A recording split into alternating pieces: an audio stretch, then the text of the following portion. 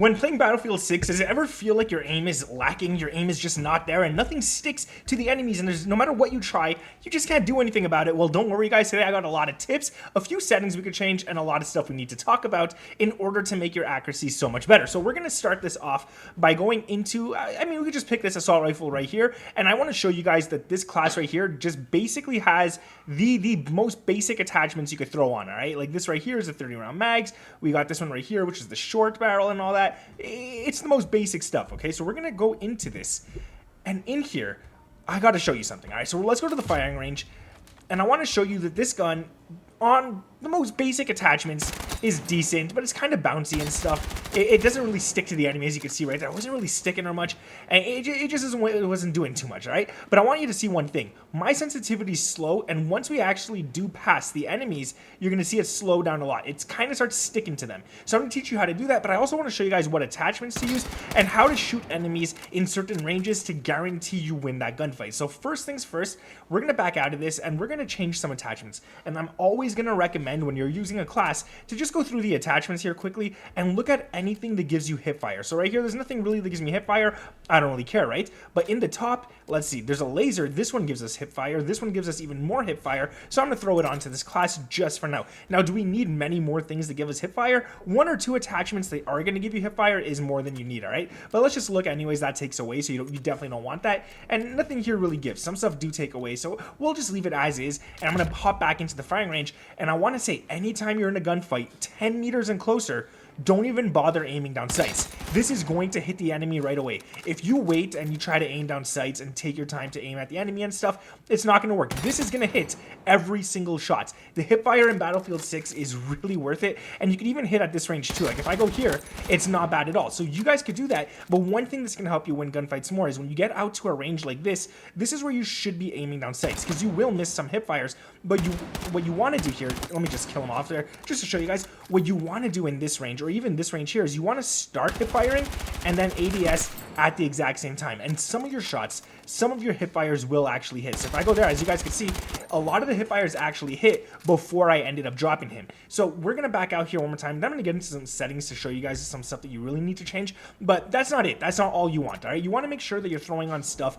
that is also going to give you precision and control. That's going to be some of the most important as well. So anything that's going to give you that right there. So let's flash hider. No, this one might give us some. This doesn't give any. This gives a little bit of precision, so it's not too bad. Anything that's going to give you guys recoil control, this one right here is really nice. You're going to get recoil. This vertical right here is even nicer, and then you could already see that your class is getting so much better. So now you're good at hip firing and you're good at shooting. You're going to be shooting straight, all right? And if you want to make sure that you have the right settings, hop into the firing range like I'm at right now, aim down sights, face away from all the targets, and just spin towards them. If you notice that you start getting sticky around the actual targets, that's the settings you guys want. So this right here is it gets sticky. You can see it's kind of slowing down towards every single one. I'm not going to change my speed now, just so you guys can see how slow it gets towards every target. It slows down on every single target, and I'm still going to be going back at the same speed right here.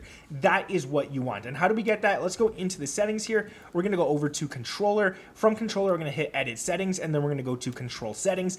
This is probably the main thing. A lot of people get this wrong. A lot of people think infantry aim assist has to be as high as possible. But I'm going to show you guys something, all right? If I put my infantry aim assist up to 100, this is not good. This is not what you want at all, because even though, let's back out here, this is too fast to control, and then when you're aiming down sights, it's also really, really fast, because it kind of ties it together. So if I'm spinning here, you're going to see it's not really slowing down towards the targets whatsoever. So it's going to be really hard to snap onto targets and actually stick to them, because any little movement I do, guys, I'm moving my joystick just millimeters. I'm not moving it all the way left and right, and it's moving off the target. You can try this yourselves. Try it out, go into the lobby and stuff, and just try it out yourselves. But we're going to go ahead and we're going to make that infantry aim assist down to 30. I don't recommend 20. It's a little too slow.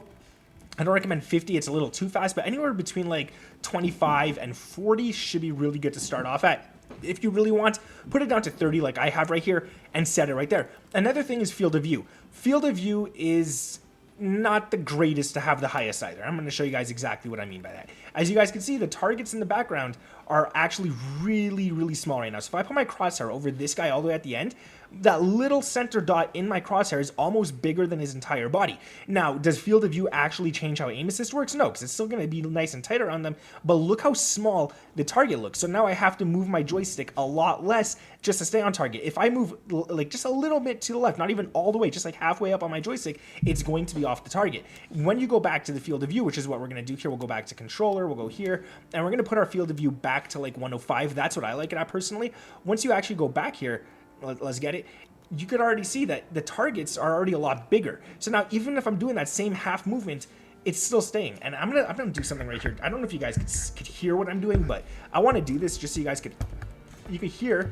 I'm clicking my joystick on both sides. It's going as far as it possibly can, left and right, and it's still sticking to the target. I don't know if you heard that, but I was literally moving my joystick all the way left, all the way right, instead of holding it just really, really fast like that, and it was sticking to the target. As you guys can see, most of my shots would have hit in a gunfight. So when people tell you field of view doesn't matter, it does, guys. At the end of the day, field of view does matter. Not so much, especially not for aim assist, but for how you move your thumb on that joystick, it's pretty important. So that is something you want to do right there.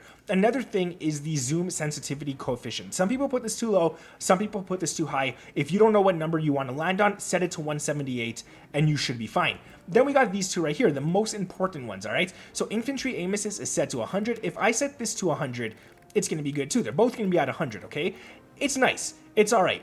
But this right here, the snappiness, the stickiness of your aim, is going to change only if I drop this, okay? It's gonna drop and stuff, whatever. But if I want my stickiness to stay the same without dropping my infantry aim assist, you're going to turn your infantry aim assist slowdown down. And whatever number you bring it down by, so if I bring it down to 90, 100 minus 90 is 10. So that's how much I brought it down. I brought it down by 10, and that means that automatically the infantry aim assist stays the same, but the stickiness now loses, or sorry, not the stickiness, the infantry aim assist, the stickiness stays the same, but the infantry aim assist now loses 10%. So that's really, really good. If I bring this down even further, it's a little confusing. I have a whole video on it. If you guys want to watch it, go ahead and watch it. And the last thing I want to say in terms of aim assist, something to help you guys out a lot, is to put it to BFV. If you don't have the option for BFV, even if you have one that says BF3, BFV, whatever option you have that has BFV in it, set it to that and you will be really nice and sticky as well. Then after this, I mean, the stick input acceleration, you could set it to this one. This is my personal favorite one.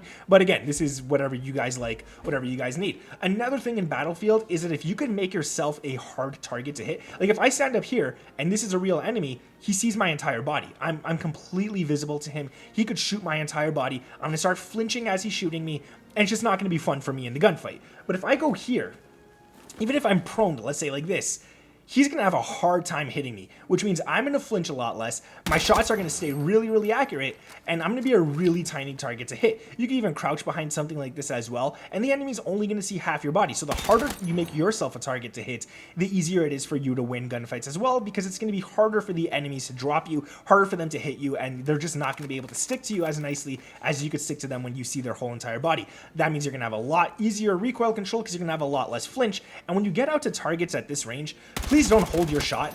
It's nice right now in the firing range because I'm against enemies that are not shooting back and not moving, but once you're against enemies that are moving, it's going to be really hard to control your recoil and try to follow them at the same time. What you want to do at this range is just tap fire. You don't have to single tap, you can like double tap, you can hold it for a few seconds and then continue firing, but you want to do that. So make sure you guys are doing this properly as well. That's going to be it for my tips. Look, when you hold it, the recoil is just crazy at that range. Not worth it in my opinion, and then just go ahead and hit fire at this range, and trust me guys, you will be winning a lot more gunfights. If you guys enjoyed this video, make sure to drop a like, leave a comment down below. It helps me out a lot. I'm gonna try with my it's so hard with mouse and keyboard. I can't do it. But anyways, yeah, that's gonna be it. Sub to the channel with those notifications turned on. Thank you guys for watching. My name is Nick. Drop a like and I'll catch you in the next one.